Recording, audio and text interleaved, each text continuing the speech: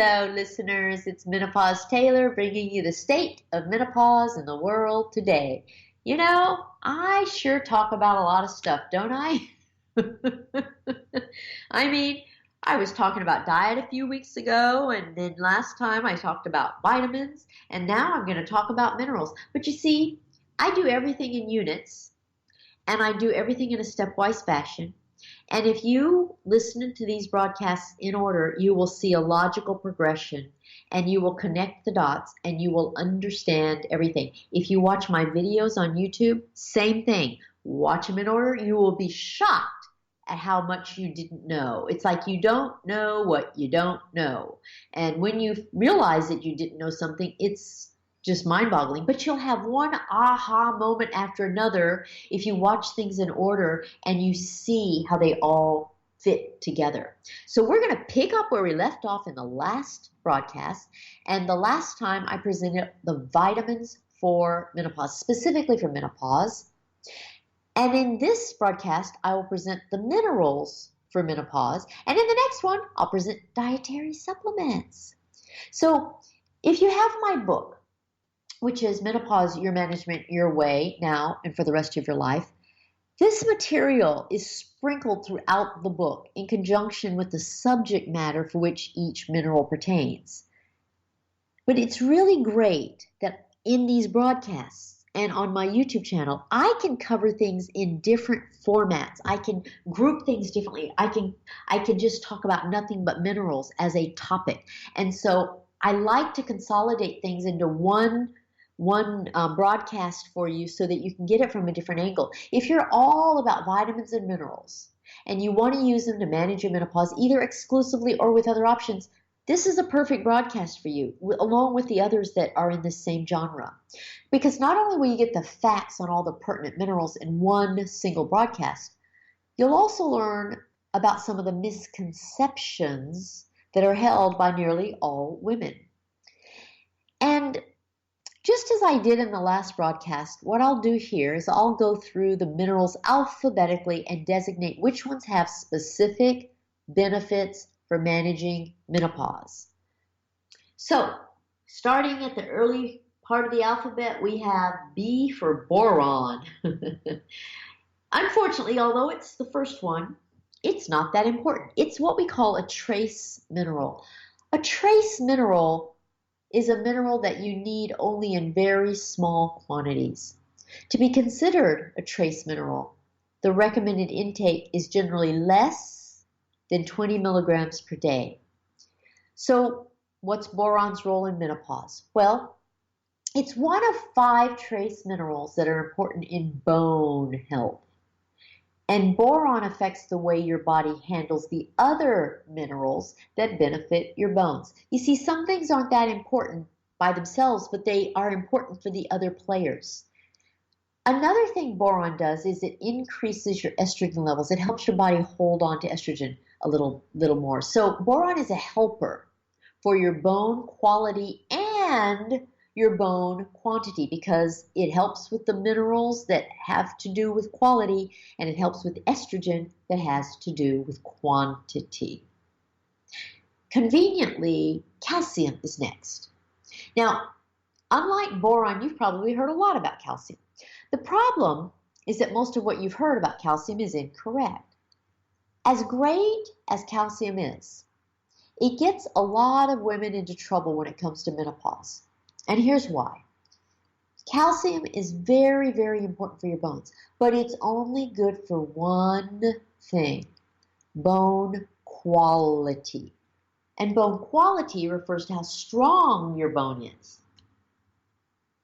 The trouble lies in confusing bone quality with bone quantity. Osteoporosis is a disease in bone quantity, not bone quality. So most women think they can prevent osteoporosis by taking calcium, and that's not true. If you take calcium, it will make your bones stronger, but it will not keep you from losing bone. And you can lose strong bone just as easily as you can lose weak bone. As a menopausal woman, you need 1,500 milligrams of calcium per day, but your body cannot absorb that much all at once. Your body can only absorb 500 at once. So what you do is you take 500 milligrams in the morning, 500 milligrams at midday, and 500 milligrams at night. A better way to do it is just eat calcium-rich foods, which are not dairy, but green leafy vegetables at every meal. Another major role for calcium is in preventing a heart attack. For your heart, you need calcium in the amount of 1,200 milligrams per day. So the dosages for your bones and your heart are similar, but not exactly the same. In your heart, calcium works with magnesium to regulate the electrical activity of your heart. And the best sources of calcium are the green leafy vegetables. Most women fail to get adequate quantities of calcium from their diets, especially those who are under the delusion that dairy products contain a lot of calcium. Dairy products do not contain a lot of calcium. Dairy products contain a lot of fat, but not a lot of calcium. So don't use dairy products as your source of calcium. Either eat green leafy vegetables or take a calcium supplement. You'll be much better off. Do not think of dairy and calcium as going together. That is a fallacy that has gotten so many women into trouble. Now, calcium has other roles in management of your menopause too. It is of benefit in reducing joint stiffness and joint pain, and in reducing mood swings, and in reducing urinary incontinence. So there's a few things there that you probably didn't even know. See what I mean by how good this education can be? Now for copper. Now copper is another trace mineral. It plays a very minor role in evening out your moods and improving your bone health. That's it. So think of it as minor, necessary but minor. Next is magnesium. Magnesium, though, has many roles. The two most important involve your heart and your bones. Now, I just told you that calcium is important for your heart. Well, calcium's partner is magnesium. The two work together, and the proportion of calcium to magnesium is very important. For your heart, you need a calcium to magnesium ratio of 1:1 or 2:1. And you can even get away with a 3:1 ratio. You need 1,200 milligrams per day of calcium for your heart, and you need 400 to 1,000 milligrams of magnesium per day for your heart. Okay, so those ratios are very important. And the great thing is that this is the same ratio of these two that you need for your bones. So magnesium improves your bone structure. It's about the architecture of your bones. So like calcium, magnesium is about bone quality. It is not about bone quantity. That quantity quality thing is so critical. It is one of the reasons so many women fail at meeting their needs. Now, the other part of your body that benefits from magnesium is your brain. It helps prevent Alzheimer's disease. But your brain uses magnesium in combination with vitamins B6 and zinc. If you take enough magnesium for your heart and bones, you will definitely have enough to benefit your brain also. And lastly, magnesium plays a small role in settling down your menopausal moods. Okay, next, alphabetically, we have manganese. Now, this one is another trace mineral, and it plays a small role in benefiting your bones, but it's such a small role that there's just really nothing more to say about it. We're going to move on to phosphorus. How much do you know about phosphorus? Okay, see if you can answer this little quiz question. I love giving quiz questions. Okay, which of the following is true about phosphorus? A, phosphorus fights forgetfulness. B, phosphorus is phenomenal for fixing fatigue. C, phosphorus is phooey. It's a phony failure in terms of benefits. D, phosphorus focuses on bone formation. Which is it? It was C, phosphorus is fooey. That's what I want you to remember. So phosphorus is something you need to limit, not increase. The problem with phosphorus is that you get too much of it in all the fast, processed junk food that's everywhere. One of the biggest sources of too much phosphorus is soft drinks. Most people consume about twice as much phosphorus as they should. So phooey on phosphorus. Just forget about phosphorus. You do not need phosphorus. Now, next we have potassium. You need potassium for your heart. And potassium's partner is sodium, which we're going to get to momentarily. Most people get too much sodium and not enough potassium.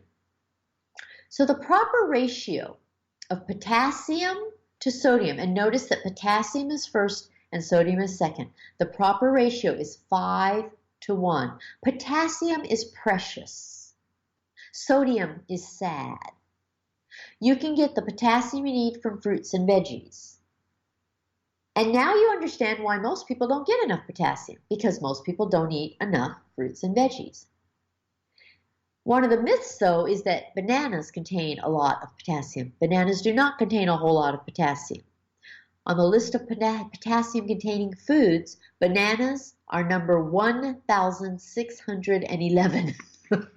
So, like I said, they aren't really high in potassium. Okay, now we're going to get to sodium in a minute, but before we get to sodium, in keeping with our alphabetical order, let's talk about selenium. Selenium has one benefit for your menopause. It makes you less forgetful. That's it. And then the other one that we have to insert before we get to sodium is silicon. Silicon is another of the trace minerals for your bone health. So bone quality again. All right? Okay, now we can talk about sodium. Sodium has one big benefit. It helps prevent a heart attack, but only if you don't get too much of it. And most people get way too much. A few moments ago, I told you that the desired ratio of potassium to sodium is 5:1, but most people get a ratio of 1:2. That is very distorted. And you know why it's so distorted? See if you can answer this little quiz question. Excess sodium is mostly due to A, eating too much citrus fruit, B, eating too much cheese, C, eating too much processed food, or D, drinking too much soda pop. It's C again, processed foods. Processed food is full of sodium. Processed food includes fast food, restaurant food, packaged food, junk food, snack food, airplane food, everything except fresh food. Of course, if you add salt to your food from a salt shaker, that can give you too much sodium too. But the biggest culprit is processed food. But if you actually got potassium and sodium in the proper 5:1 ratio, it would help prevent a heart attack and stroke. So it's really worth it to lighten up on the sodium. There's no question about how valuable it is. And the last mineral is zinc. Now, it's another trace mineral. And while it's only a trace mineral, it actually has some tremendous benefits. It helps with all sorts of things. It's beneficial for the quality of your bones, just like all the other trace minerals. But it's also beneficial for your brain.